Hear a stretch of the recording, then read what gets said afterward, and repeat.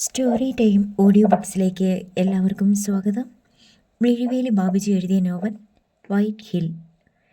എനിക്ക് മാർബിൾ ബംഗ്ലാവിലെ മുഴുവൻ സന്നാഹങ്ങളും അറിയണം സർ. സിദ്ധാർത്ഥൻ ഫോൺ പോക്കറ്റിലിട്ടുകൊണ്ട് രാജഗുരുവിൻ്റെ നേരെ തിരിഞ്ഞു. അയാൾ ഒരു നിമിഷം ചിന്തിച്ചു നിന്നു. പിന്നെ പറഞ്ഞു തുടങ്ങി. എല്ലാ ഭാഗത്തും ക്യാമറകൾ വെച്ചിട്ടുണ്ട്. ഗേറ്റ് മുതൽ ബംഗ്ലാവിനുള്ളിൽ വരെ. പുറത്തെ ഓരോ ചലനം പോലും അവർക്ക് അകത്തിരുന്ന് കാണാൻ കഴിയും. പിന്നെയുള്ളത് മനുഷ്യനെ കടിച്ചു കീറുന്ന 4 നായ്ക്കൾ, കൂടാതെ 10-ൽ കുറയാത്ത കാവൽക്കാർ. വാതിലുകൾ റിമോട്ട് സംവിധാനം ഉപയോഗിച്ച് മാത്രമേ തുറക്കാൻ കഴിയൂ. ഗേറ്റും അകത്തുനിന്ന് ലോക്ക് ചെയ്തിരിക്കും. മതിൽ ചാടിക്കടക്കുക ബുദ്ധിമുട്ടാണ്. സിദ്ധാർത്ഥൻ തലയാട്ടിക്കൊണ്ടിരുന്നു. മുറ്റത്തെത്തിയാൽ പോലും ബംഗ്ലാവിനുള്ളിൽ കടക്കാനാവില്ല. ഓക്കെ, ഇനി സാറ് പോയെന്ന് കുളിച്ച് ഫ്രഷാക്, ഞാനൊന്ന് ആലോചിക്കട്ടെ, സിദ്ധാർത്ഥൻ പറഞ്ഞു. അവനെ ഒന്നുകൂടി നോക്കിയിട്ട് രാജഗുരു എഴുന്നേറ്റു. അയാളുടെ മുഖത്തെ ഉത്കണ്ഠ അപ്പോഴും കുറഞ്ഞിരുന്നില്ല. സൂക്ഷിക്കണം സിദ്ധു, കളിക്കാൻ പോകുന്നത് കമ്പനിക്കാരോടാ. അയാളുടെ മുന്നറിയിപ്പ്. എനിക്കറിയാം സർ. പാണ്ഡവർ 5 പേരിലേ ഉണ്ടായിരുന്നുള്ളൂ മഹാഭാരത യുദ്ധത്തിന്. സ്വന്തം പിതാമഹനെ ഉൾപ്പെടെ എത്ര പേരെയാ പരാജയപ്പെടുത്തിയത്. അവൻ ചിരിച്ചു. പക്ഷേ അവിടെ തക്ക സമയത്ത് അവരെ രക്ഷിക്കാൻ ഭഗവാൻ ശ്രീകൃഷ്ണൻ ഉണ്ടായിരുന്നു, രാജഗുരു ഓർമ്മിപ്പിച്ചു. അത് ശരിയാ. എന്നാൽ ഇവിടെ കൃഷ്ണന്റെ സ്ഥാനത്ത് നമ്മുടെ ബുദ്ധിയാ നിൽക്കുന്നത്. നമ്മൾ ബുദ്ധി കൊണ്ട് കളിക്കും, അവർ പണം കൊണ്ടും മസിൽ പവർ കൊണ്ടും. രാജഗുരു പിന്നെ ഒന്നും പറയാതെ മുറിവിട്ടു. അയാളോട് അങ്ങനെ പറഞ്ഞെങ്കിലും തൻ്റെ ഉള്ളിൽ തീയാണെന്ന് സിദ്ധാർത്ഥൻ ഓർത്തു. തൻ്റെ കുടുംബത്തിന് എന്തെങ്കിലും സംഭവിച്ചാൽ? അവൻ മുറിയിലൂടെ ചിന്താകുലനായി അങ്ങിങ്ങ് നടന്നു. പൊടുന്നനെ സെൽഫോൺ എടുത്ത സിദ്ധാർത്ഥൻ ഉലകുമയിലിൻ്റെ ഫോണിലേക്ക് വിളിച്ചു. അപ്പുറത്ത് അവൾ ഫോൺ എടുത്തു. എന്താ ഏട്ടാ? ഏട്ടൻ. ആ വിളി അവനിൽ അല്പം ആശ്വാസമുണ്ടാക്കി. ശത്രുപാളയത്തിൽ ഒരാൾ തനിക്കൊപ്പം നിൽക്കുന്നത് ഏറ്റവും നല്ലതാണ്. എൻ്റെ അമ്മയ്ക്കും പെങ്ങന്മാർക്കും മറ്റും എങ്ങനെയുണ്ട് മയിലേ? അവൻ തിരക്കി. രാവിലെ ഞാൻ അവരുടെ അടുത്ത് പോയതാ. ഇതുവരെ കുഴപ്പമൊന്നുമില്ല ഏട്ടാ. പക്ഷേ എത്രയും വേഗം അവരെ രക്ഷിക്കണം. ഇവിടെ പല ചതിക്കുഴികളും ഒരുങ്ങുന്നത് പോലെ തോന്നുന്നു. ആ വാക്കുകളിൽ അവൻ അപകടം മണത്തു. എനിക്ക് ചില സഹായങ്ങൾ നിന്റെ ഭാഗത്തു നിന്ന് വേണ്ടിവരും. അത് ഞാനങ്ങോട്ട് പറഞ്ഞിട്ടുണ്ടല്ലോ. സിദ്ധാർത്ഥൻ ജനാലയ്ക്കിലേക്ക് മാറി നിന്നു. അവൻ്റെ കണ്ണുകൾ ആനമലയിൽ തറഞ്ഞു. ചൂട് കാരണം പാറപ്പുറത്ത് നിന്ന് ആവി പൊങ്ങുന്നു. നിന്നെ ഇടയ്ക്കിടെ ഞാൻ വിളിക്കും. പക്ഷേ ഒന്ന് നീ ശ്രദ്ധിക്കണം. അവിടെ എന്തൊക്കെ പദ്ധതികളാണ് ഒരുങ്ങുന്നത്, അവരുടെ നീക്കങ്ങൾ എന്താണ് എന്നൊക്കെ. അത് ഞാൻ ചെയ്യാം. പിന്നെ വിസ്മയ സുന്ദരിയാണ് കേട്ടോ, ഏട്ടന് നന്നായി ചേരും. അവനൊന്ന് മൂളി. ഫോൺ കട്ട് ചെയ്തു. 1:30 Tirupattur Imban tower lodge. DYSP Yasir Ahmed Thampuran IPSുമായി കാര്യങ്ങൾ വളരെ വിശദമായി ഫോണിലൂടെ ഡിസ്കസ് ചെയ്തു. തമ്പുരാൻ്റെ ഘനഗംഭീരമായ ശബ്ദം യാസിറിൻ്റെ കാതിലേക്ക് വീണു. യാസിർ, ഇതൊരു ഗോൾഡൻ ചാൻസാണ്. ശുക്രൻ എന്ന ബോൺ ക്രിമിനൽ ഇതോടെ കുടുങ്ങിയിരിക്കണം. കിട്ടിക്കഴിഞ്ഞാൽ പിന്നെ ഒറ്റ നിമിഷം അയാളെ തമിഴ്നാട്ടിൽ നിർത്തരുത്. കടത്തിയേക്കണം കേരളത്തിലേക്ക്. അല്ലെങ്കിൽ പിന്നെ ഇനി ഒരിക്കലും അയാളെ നമുക്ക് കിട്ടില്ല. ക്വസ്റ്റ്യൻ ചെയ്യലും കേസെടുക്കലും ഒക്കെ ഇവിടെ കേരളത്തിൽ. സർ, അപ്പോൾ സിദ്ധാർത്ഥൻ്റെ വീട്ടുകാർ? യാസിറിന് സംശയം. ശുക്രനെ കൊണ്ട് അവരെവിടെയെന്ന് പറയിക്കാൻ നമുക്ക് 1-2 മണിക്കൂറുകൾ മതി. പിന്നെ നമ്മൾ കോടതി ഉത്തരവും കൊണ്ട് അവിടെ കളിക്കും. അപ്പോൾ തമിഴ്നാട് പോലീസിന് നമ്മെ തടയാനാവില്ല. സർ, യാസിർ സമ്മതിച്ചു. പിന്നെ അയാളെ വലയിലാക്കുന്നത് അവിടുത്തെ സാഹചര്യവും ഭൂമിശാസ്ത്രവും അനുസരിച്ചുള്ള പദ്ധതി പ്രകാരമായിരിക്കണം. അതെങ്ങനെ വേണമെന്ന് തനിക്ക് തീരുമാനിക്കാം. സർ. ഫോൺ കട്ട് ചെയ്തിട്ട് യാസിർ അഹമ്മദ് നിക്സൺ പോളിനെയും കുമാറിനെയും നോക്കി. നമ്മുടെ മുന്നിൽ ഏതാനും മണിക്കൂറുകൾ മാത്രം ബാക്കി. തൽക്കാലം നമ്മുടെ ടാർഗറ്റ് ശുക്രൻ മാത്രം. മുൻപിൽ നോക്കാതെയുള്ള ഒരു കമാൻഡോ ഓപ്പറേഷൻ. അതെ, ഇവിടെ പറ്റൂ. പിന്നെ നമ്മൾ ശ്രദ്ധിക്കേണ്ട ഒരു പ്രധാന കാര്യം, റേഞ്ച് റോവറിലാണ് അയാൾ വരുന്നതെങ്കിൽ ആ വണ്ടിക്ക് 4 വശത്തും ക്യാമറകളുണ്ട്. കാറിനുള്ളിലെ മോണിറ്ററിൽ ദൃശ്യങ്ങൾ തെളിയും. പുറത്തേക്ക് നോക്കാതെ പോലും ആ മോണിറ്ററിൽ മാത്രം ശ്രദ്ധിച്ചുകൊണ്ട് വണ്ടി ഓടിക്കാൻ കഴിയും എന്നതാണ് മറ്റൊരു പ്രത്യേകത. ഗ്ലാസുകൾ ചിലപ്പോൾ ബുള്ളറ്റ് പ്രൂഫും ആയേക്കാം. നിക്സൺ പോളും കുമാരനും പരസ്പരം നോക്കി. തങ്ങളുടെ ഔദ്യോഗിക ജീവിതത്തിൽ ആദ്യമായാവും ഇത്തരം ഒരു ഓപ്പറേഷൻ എന്നവർക്ക് തോന്നി. അവരുടെ ചിന്തകളെ മുറിച്ചുകൊണ്ട് യാസറിൻ്റെ ശബ്ദം വീണ്ടും ഉയർന്നു. ഇനി സമയവും സ്ഥലവും ഏത് നിമിഷവും രാജഗുരു അത് നമുക്ക് പറഞ്ഞു തരും. നമ്മൾ അലർട്ടായിരിക്കണം. 3 മണി, മാർബിൾ ക്വാറി. സിദ്ധാർത്ഥൻ്റെ കോളിനായി ജോലിക്കിടയിലും കാതോർക്കുകയാണ് രഘുറാമും സത്യദാസും. രഘുറാമിൻ്റെ ഫോൺ ശബ്ദിച്ചു. സത്യദാസിന് കണ്ണുകൊണ്ടൊരടയാളം നൽകിയിട്ട് അവൻ അറ്റൻഡ് ചെയ്തു. അപ്പുറത്ത് സിദ്ധാർത്ഥൻ തന്നെയായിരുന്നു. നീ നമുക്ക് വേണ്ട ആളുകളെ സെലക്ട് ചെയ്തോ? ഞങ്ങൾ ഇപ്പോഴേ തയ്യാർ. സിദ്ധു എന്തു വേണമെന്ന് പറഞ്ഞാൽ മതി. രഘുറാം ആവേശത്തിലായി. ഓക്കെ, അതിനു മുമ്പൊരു കാര്യം. ഇവിടെ മാർബിൾ ഉയർത്താൻ ഉപയോഗിക്കുന്ന ഹൈഡ്രോളിക് ക്രെയിൻ വെഹിക്കിൾ ഓടിക്കുന്നവർ നമ്മുടെ പക്ഷത്തുണ്ടല്ലോ? ഉണ്ട്. രഘുറാമിൻ്റെ കണ്ണുകൾ കുറച്ചകലെയുള്ള ക്രെയിനിൽ പതിഞ്ഞു. താഴ്ചയിൽ നിന്ന് ഭീമൻ മാർബിൾ പീസ് കനത്ത ചങ്ങലയിൽ തൂക്കി ഉയർത്തുകയാണത്. സിദ്ധാർത്ഥൻ്റെ ശബ്ദം വീണ്ടും. അവരിൽ ഒരാളെ വിളിച്ച് ഒരു വാഗൻ റോഡിൽ ഇറക്കാൻ പറയണം. ആരെങ്കിലും ചോദിച്ചാൽ വണ്ടിക്ക് കംപ്ലൈൻ്റ് ഉണ്ട്, വർക്ക്ഷോപ്പിലേക്ക് കൊണ്ടുപോവുകയാണെന്നും മാനേജർ സർ നിർദ്ദേശിച്ചിട്ടാണെന്നും അറിയിക്കുക. ശരി, വണ്ടി എവിടെ കൊണ്ടുവരണം? സിത്തമ്പട്ടി ഭാഗത്തേക്ക്. ഹൈവേയിൽ നിന്ന് മേലൂരിന് തിരിയുന്നിടത്ത് ഒതുക്കിയിടാൻ പറയുക. അത് കഴിഞ്ഞ്? അത് പിന്നെ പറയാം. ഇന്നത്തെ ജോലി കഴിയുമ്പോൾ നീ നേരത്തെ ഞാൻ പറഞ്ഞ സാധനങ്ങളും 25 പേരുമായി ഈ ക്രെയിൻ വെഹിക്കിൾ അടുത്തെത്തണം. ട്രെയിലർ പിടിപ്പിച്ച ട്രാക്ടറിൽ വരികയായിരിക്കും നല്ലത്. ഇവിടെ ആളുകൾ അങ്ങനെ ധാരാളം സഞ്ചരിക്കാറുള്ളതിനാൽ ആരും ശ്രദ്ധിക്കില്ല. അതിനുള്ള ഏർപ്പാടൊക്കെ ഞാൻ ചെയ്തോളാം സിദ്ധു.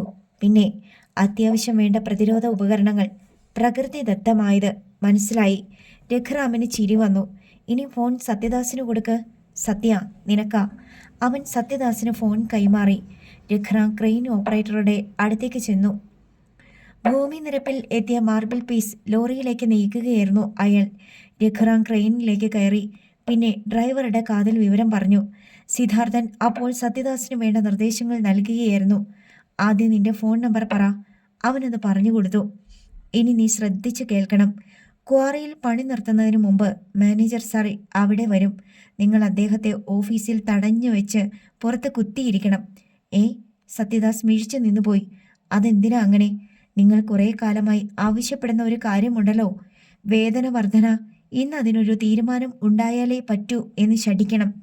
അദ്ദേഹം പറ്റില്ലെന്ന് പറയും. എങ്കിൽ അക്കാര്യത്തിൽ ഒരു ഉറപ്പ് കിട്ടാതെ അദ്ദേഹത്തെ പുറത്തു വിടില്ലെന്ന് നിങ്ങളും പറയണം.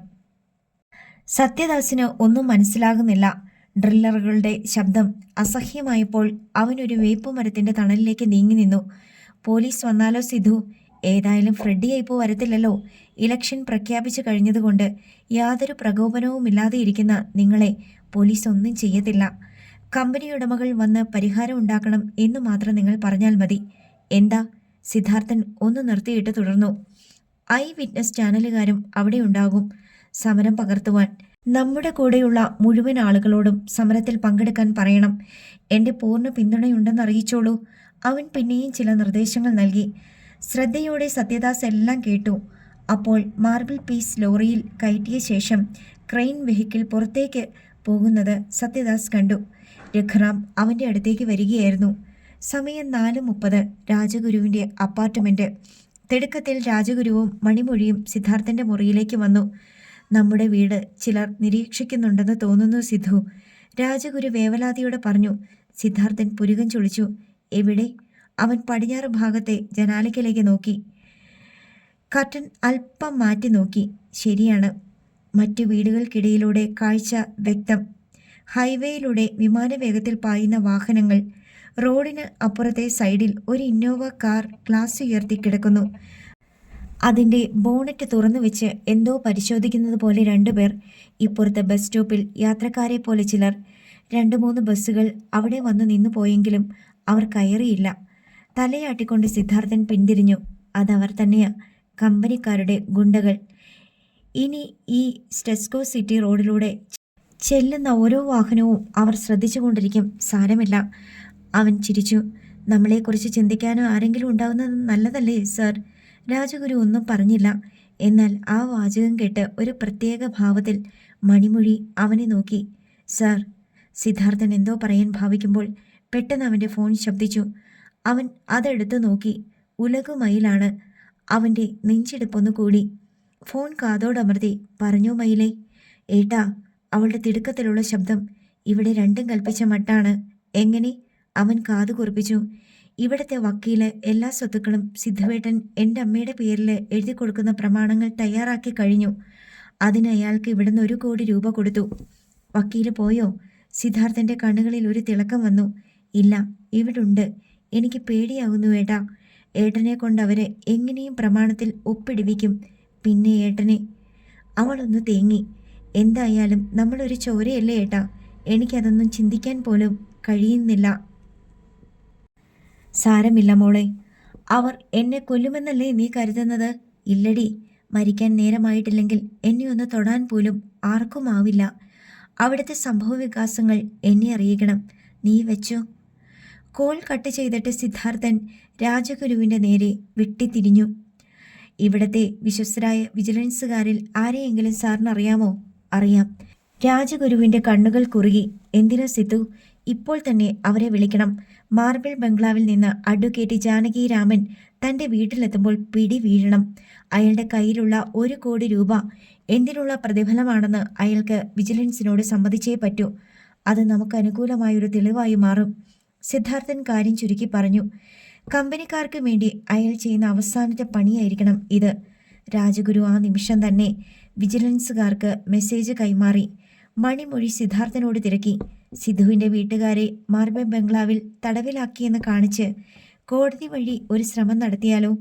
ശിഖാമണിയെങ്കിൽ ഉണ്ടല്ലോ നമ്മുടെ കൂടെ. അതിനൊക്കെ താമസം വരും മണിമൊഴി. അവൻ കൈകൾ കൂട്ടിത്തിരുമ്മി. പെട്ടെന്ന് കാര്യം നടക്കണമെങ്കിൽ നമ്മൾ നിയമവും നിയമപാലകരെയും മറക്കണം. അവൻ രാജഗുരുവിൻ്റെ നേർക്ക് തിരിഞ്ഞു. സാറിനൊരു പ്രധാന ജോലിയുണ്ട്. ഉടൻ ക്വാറിയിൽ പോകണം. തൊഴിലാളികൾ പണി നിർത്തും മുമ്പ് അങ്ങെത്തണം. അവിടെ അവർ എന്താവശ്യപ്പെട്ടാലും സാറ് സമ്മതിച്ചു കൊടുക്കരുത്. അവർ സാറിനെ തടഞ്ഞു വെക്കും. എന്നെയോ? രാജഗുരു കണ്ണു തള്ളി. അതേന്ന്, പേടിക്കേണ്ട കാര്യമില്ല. തൊഴിലാളികളുടെ ആവശ്യം എന്താണെന്ന് സാറ് കമ്പനിക്കാരെ വിളിച്ച് പറഞ്ഞേക്കുക. പിന്നെ നമ്മുടെ വക്കീലിനെ വിളിച്ച് ആ ചാനലുകാരെയും അവിടെ വരുത്തണം. ഒന്നും നമ്മുടെ നാടകമായി ആർക്കും തോന്നരുത്. രാജഗുരു അസ്വസ്ഥനായി. നിന്റെ ഉദ്ദേശം എന്താ? അതൊന്നും ഇപ്പോൾ പറയാനുള്ള സമയമായില്ല. സാർ ഇവിടെ നിൽക്കുകയാണെങ്കിലല്ലേ എന്നെയും കൂട്ടിക്കൊണ്ട് കമ്പനിക്കാർ പറയുന്നിടത്തേക്ക് ചെല്ലാൻ പറ്റൂ? ശരിയാണ്. രാജഗുരുവിൻ്റെ കണ്ണുകൾ തിളങ്ങി. പക്ഷെ വീണ്ടും സംശയം. അവരിങ്ങോട്ട് വന്ന് സിദ്ധുവിനെ പിടിച്ചുകൊണ്ടു പോയാലോ? സിദ്ധാർത്ഥൻ തല വെട്ടിച്ചു. അതിനവർ മുതിരില്ല. കാരണം അതൊരു തെളിവാണ്. മറ്റു വീടുകളിൽ ഉള്ളവരും വിവരമറിയും. എന്നെ രഹസ്യമായിട്ടല്ലേ അവർക്ക് വേണ്ടത്? രാജഗുരുവിന് ആശ്വാസമായി. അയാൾ അപ്പോൾ തന്നെ ഒരുങ്ങി ക്വാറിയിലേക്ക് പോയി. സിദ്ധാർത്ഥനും മണിമൊഴിയും ജനാല കർട്ടനിലൂടെ ഹൈവേയിലേക്ക് നോക്കി നിന്നു. വാഹനം നന്നാക്കുന്ന ഭാവത്തിലും ബസ് സ്റ്റോപ്പിലും നിന്നിരുന്നവർ കാറിലേക്ക് ശ്രദ്ധിക്കുന്നതും അവരിലൊരാൾ ഉടൻ തന്നെ ഫോൺ എടുത്ത് ആരെയോ വിളിക്കുന്നതും കേട്ടു. അവൻ കമ്പനിക്കാരെ വിളിച്ച് വിവരം പറയുകയാ. സിദ്ധാർത്ഥൻ ചിരിച്ചു. പൊടുന്നനെ അവൻ്റെ കണ്ണുകൾ താഴെ ഗേറ്റ് വാച്ചറുടെ മേൽ പതിഞ്ഞു. ആ വാച്ചർ ഇവിടെ തന്നെയാണോ താമസിക്കുന്നത്? മണിമൊഴിയോട് അവൻ തിരക്കി. അതെ. എന്താ? അയാളുടെ റൂം എവിടെയാ? കിച്ചണിനടുത്ത്. അവൾ മുഖത്തേക്ക് വീണ മുടി ഒതുക്കി. എങ്കിൽ താൻ പോയി അയാളുടെ ഒരു സെറ്റ് യൂണിഫോം എടുത്തുകൊണ്ട് വരണം. എന്തിന്? അവൾക്ക് സംശയമായി. പറയാം, വേഗം വേണം. അവൾ പോയി 10 മിനിറ്റിനുള്ളിൽ വാച്ചറിൻ്റെ പാൻസും ഷർട്ടും ഒരു കവറിലാക്കി കൊണ്ടുവന്നു. ഇനി 6 മണിയാകുമ്പോൾ അയാളെ അടുക്കള ഭാഗത്തേക്ക് വിളിച്ച് ചായ കൊടുക്കണം. കൂർത്ത ഒരു നോട്ടം അവന് നൽകിയിട്ട് അവൾ വെട്ടിത്തിരിഞ്ഞു പോയി. 6 മണി. സിദ്ധാർത്ഥൻ വാച്ച്മാൻ്റെ യൂണിഫോം ധരിച്ചു. പിന്നെ സെൽഫോൺ എടുത്ത് പോക്കറ്റിൽ തിരികെ കൊണ്ട് ഗേറ്റിലേക്ക് നോക്കി. അവിടെ വാച്ച്മാനെ കണ്ടില്ല. അവൻ തിടുക്കത്തിൽ താഴത്തെ നിലയിലേക്ക് ഇറങ്ങി. ഒരു താലത്തിൽ പൂജയ്ക്കുള്ള പൂക്കളുമായി പുറത്തുനിന്ന് വരികയായിരുന്ന ദേവി ബാല ആ വേഷത്തിൽ അവനെ കണ്ട് ആശ്ചര്യപ്പെട്ടു. ഇതെന്താ സിദ്ധു ഈ വേഷത്തിൽ? മടങ്ങി വന്നിട്ട് പറയാം. അതുവരെ ആരോടും ഒന്നും പറയണ്ട മുത്തശ്ശി. അവൻ മുറ്റത്തെത്തി. വാച്ചർ അടുക്കള ഭാഗത്ത് മണിമൊഴിയോട് സംസാരിക്കുന്നത് കേട്ടു. ഗേറ്റിനോട് ചേർന്ന കൊച്ചുമുറിയിൽ വാച്ചറുടെ തൊപ്പിയിരിക്കുന്നത് സിദ്ധാർത്ഥൻ്റെ കണ്ണിൽപ്പെട്ടു. ചുറ്റും ഒന്ന് നോക്കിയിട്ട് ആ തൊപ്പിയെടുത്ത് തലയിൽ വെച്ചുകൊണ്ട് സിദ്ധാർത്ഥൻ വേഗം ഗേറ്റ് കടന്നു. ഹൈവേക്കരികിലെത്തിയതും പോക്കറ്റിൽ സെൽഫോൺ വിറകൊണ്ടു. ഉലകുമയിലായിരുന്നു. സിദ്ധുവേട്ടാ, എത്രയും വേഗം വിസ്മയ ചേച്ചിയെ രക്ഷിക്കണം. അല്ലെങ്കിൽ പടയാനേട്ടൻ അവളെ. കിടുങ്ങി വിറച്ചുപോയി സിദ്ധാർത്ഥൻ. ഉലകുമയിൽ ബാക്കി പറഞ്ഞത് അവൻ കേട്ടില്ല. കാതുകൾ കൊട്ടിയടക്കപ്പെട്ടിരുന്നു. ഏട്ടാ! ഉലകുമയിലിൻ്റെ ശബ്ദം ഫോണിലൂടെ വീണ്ടും കേട്ടപ്പോൾ സിദ്ധാർത്ഥൻ പിടഞ്ഞുണർന്നു. മയിലേ, ഇതുവരെ വിസ്മയയ്ക്ക് ഒന്നും സംഭവിച്ചിട്ടില്ലല്ലോ? തിടുക്കത്തിൽ അവൻ തിരക്കി. ഇല്ല. എങ്കിൽ ഞാനെത്തും. എൻ്റെ കോളിനായി നീ കരുതിയിരിക്കണം. ശരി ഏട്ടാ. സിദ്ധാർത്ഥൻ ഫോൺ കട്ട് ചെയ്തിട്ട് ചുറ്റും നോക്കി. ഹൈവേയിൽ എത്തിക്കഴിഞ്ഞിരുന്നു അവൻ. വാച്ചറിൻ്റെ വേഷത്തിലായിരുന്നതിനാൽ അവനെ ആരും ശ്രദ്ധിച്ചില്ല. നേരം സന്ധ്യയാവുകയാണ്. സിദ്ധാർത്ഥൻ രഘുറാമിനെ വിളിച്ചു. നിങ്ങൾ പുറപ്പെട്ടോ? ഉവ്, മേലൂർ റോഡിനടുത്തെത്താറായി. എങ്കിൽ പെട്ടെന്ന് ക്രെയിൻ വെഹിക്കിളുമായി മുന്നോട്ട് വരിക. അവൻ്റെ തിടുക്കത്തിൽ നിന്ന് തന്നെ രഘുറാം അപകടം തിരിച്ചറിഞ്ഞു. 6:15 മാർബിൾ ബംഗ്ലാവ്.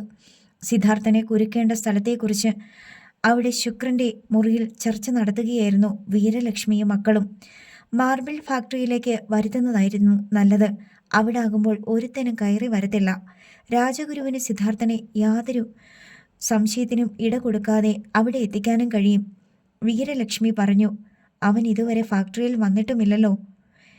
എന്നിട്ട് വേണം എനിക്ക് അവനെ കല്ല് പിളർക്കുന്ന വാളുകൊണ്ട് കീറാൻ. ഭൂപതി പാണ്ഡ്യൻ കടപ്പല്ല് കടിച്ചു ഞെരിച്ചു. അടുത്ത നിമിഷം ശുക്രൻ്റെ ഫോൺ ശബ്ദിച്ചു. അയാൾ അറ്റൻഡ് ചെയ്തു. 1/2 മിനിറ്റ് നേരത്തെ സംസാരം. ശുക്രൻ്റെ മുഖം വിളറി. ചിന്തയോടെ അയാൾ മറ്റുള്ളവർക്ക് നേരെ തിരിഞ്ഞു. എന്താ ഏട്ടാ? വീരലക്ഷ്മി അയാളെ സൂക്ഷിച്ചു നോക്കി. അഡ്വക്കേറ്റ് ജാനകിരാമൻ്റെ ഭാര്യയെ വിളിച്ചത്. അയാളുടെ വീട്ടിൽ വിജിലൻസ് റെയ്ഡ്. നമ്മൾ കൊടുത്ത പണം വിജിലൻസുകാർ പിടിച്ചു. അതിന് നമുക്കെന്താ? നമ്മൾ പണം കൊടുത്തു കഴിഞ്ഞതാണല്ലോ. 6 പടയാൻ ചിരിച്ചു. വിഡ്ഢി! ശുക്രന് ദേഷ്യം വന്നു. ആ പണം എന്തിനാണ് നമ്മൾ കൊടുത്തതെന്ന് വക്കീൽ വിജിലൻസുകാരോട് പറയില്ലേ? നമ്മുടെ പദ്ധതിയിൽ എന്തെങ്കിലും പാളിച്ച വന്നാൽ അതൊരു വിലപ്പെട്ട തെളിവാകും. ഇപ്പോൾ മറ്റുള്ളവർക്കും ആപത്ത് മണത്തു. ഇനി എന്തു ചെയ്യും? വീരലക്ഷ്മിക്ക് ആകെ പെരുത്തു കയറി. ശുക്രൻ ചുണ്ടനക്കുമ്പോൾ വീരലക്ഷ്മിയുടെ പുതിയ ഫോൺ വിറകൊണ്ടു. അയാളാ രാജഗുരു. അനിഷ്ടത്തോടെ വീരലക്ഷ്മി മുരണ്ടു. ഫോൺ എടുക്കമ്മേ, അവനെ എവിടെ കൊണ്ടുവരണമെന്ന് ചോദിക്കാനാവും. ഭൂപതിക്ക് ആവേശമായി. എന്നാൽ ഫോൺ അറ്റൻഡ് ചെയ്ത വീരലക്ഷ്മിയുടെ മുഖത്ത് വിവിധ ഭാവങ്ങൾ മിന്നി. ആകെ കുഴഞ്ഞു ഏട്ടാ. നിലവിളി പോലെ അവൾ പറഞ്ഞു. രാജഗുരുവിനെ ക്വാറിയിൽ തൊഴിലാളികൾ തടഞ്ഞു വെച്ചിരിക്കുന്നു. എന്തിന്? ശുക്രന് വിശ്വസിക്കാനായില്ല. അവർക്ക് കൂലി കൂട്ടി വേണമെന്ന്. ഇന്ന് തന്നെ അതിനൊരു ഉറപ്പ് നമ്മൾ മാനേജ്മെൻ്റ് ഭാഗത്തു നിന്ന് ഉണ്ടാകണമെന്ന്. പറ്റത്തില്ലെന്ന് പറ പന്നികളോട്. പടയാൻ അലറി. ശുക്രൻ അസ്വസ്ഥനായി മുറിയിലൂടെ 2 ചാൽ നടന്നു. തൽക്കാലം നമ്മൾ അവിടെ പോയേ പറ്റൂ ലക്ഷ്മി. രാജഗുരുവിനെ അവിടെ നിന്ന് പുറത്തിറക്കിയാലേ നമ്മൾ ഉദ്ദേശിക്കുന്ന കാര്യം നടക്കൂ. അതിനുവേണ്ടി അവർ ചോദിക്കുന്നതെന്തും നമ്മൾ കൊടുക്കാമെന്ന് സമ്മതിച്ചേ പറ്റൂ. ഷിറ്റ്! 6 പടയൻ തല കുടഞ്ഞു. അവനെ, സിദ്ധുവിനെ ഇന്ന് കയ്യിൽ കിട്ടുമെന്ന് കരുതിയതാ. അതിന് മാറ്റമൊന്നുമില്ല പടയാനെ. രാജഗുരുവിനെ നമ്മൾ അവിടുന്ന് പറഞ്ഞു വിടുന്നത് തന്നെ അവനെ കൂട്ടിക്കൊണ്ടുവരാനായിരിക്കും. നമുക്കുടൻ പുറപ്പെടണം. പ്രമാണങ്ങളുമായി നമ്മൾ തിരിക്കുകയാണ് ഈ നിമിഷം. ശുക്രൻ മേശവലിപ്പിൽ നിന്നൊരു പിസ്റ്റൾ എടുത്ത് അരയിൽ തിരുകി. അയാൾ മറ്റാരുടെയും കയ്യിൽ പോകാതിരിക്കാൻ പ്രമാണങ്ങൾ അടങ്ങിയ ഫയലും എടുത്തു. നിങ്ങൾ മടങ്ങി വരുമ്പോൾ ഞാൻ ഫാക്ടറിയിലുണ്ടാകും. 6 പടയൻ പറഞ്ഞു.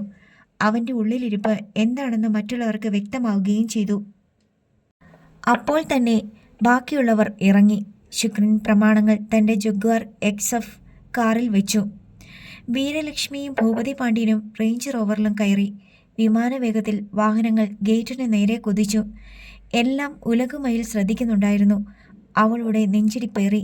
താൻ ഭയന്നിരുന്ന നിമിഷങ്ങളാണ് ഇനി വരുന്നത്. 6 പടയാൻ്റെ ഓരോ നീക്കവും അവൾ ശ്രദ്ധിച്ചു തുടങ്ങി. സിദ്ധാർത്ഥനും രഘുറാമും ഹൈഡ്രോളിക് ക്രെയിൻ വെഹിക്കിളും മറ്റും അടങ്ങുന്ന സന്നാഹങ്ങളുമായി മാർബിൾ ബംഗ്ലാവിനരികിൽ എത്തിയിരുന്നു. മതിലിൽ നിരനിരയായി ലൈറ്റുകൾ തെളിഞ്ഞു നിൽക്കുന്നു. ബംഗ്ലാവ് ഒരു രാജകൊട്ടാരം പോലെ തോന്നിച്ചു. പെട്ടെന്ന് ഉലകുമയിലിൻ്റെ ഫോൺ വന്നു. ഏട്ടാ, പെട്ടെന്ന് വരണം. ഉടനെത്തും. പിന്നെ നീ CC ക്യാമറകൾ ഓഫ് ചെയ്തേര്. ശരി. അവൻ രഘുറാമിനെ നോക്കി. രഘു പെട്ടെന്ന്. ആ നേരത്ത് ബംഗ്ലാവിനുള്ളിൽ കമലവും വസുമതിയും പെൺമക്കളും താമസിച്ചിരുന്ന മുറിയുടെ വാതിൽ തുറക്കപ്പെട്ടു. ഏവരും തിരിഞ്ഞു നോക്കി. 6 പടയാൻ. സ്ത്രീകൾ ഞെട്ടി. രക്തക്കുതിയനായ ഒരു ചെന്നായുടെ ഭാവത്തിൽ അവൻ അകത്തേക്ക് ചുവടുകൾ വെച്ചു. പിന്നെ ഓരോരുത്തരെയും മാറി മാറി നോക്കി. സിദ്ധാർത്ഥൻ്റെ അമ്മ, പെങ്ങന്മാർ. ചെറ്റകൾ, നിനക്കൊക്കെ ഇവിടുത്തെ സ്വത്തും പണവും വേണം അല്ലേടി? അവൻ കാതു പൊട്ടുന്ന തെറിയാണ് വിളിച്ചത്. സ്ത്രീകൾ കാതുപൊത്തി. തരാം, എല്ലാം കാൽ കീഴിലേക്ക് വച്ചു തരാം. ഉരുട്ടി ഉരുട്ടി തരാം ഞാൻ. അവൻ വിസ്മയം നോക്കി നാവു നുണഞ്ഞു.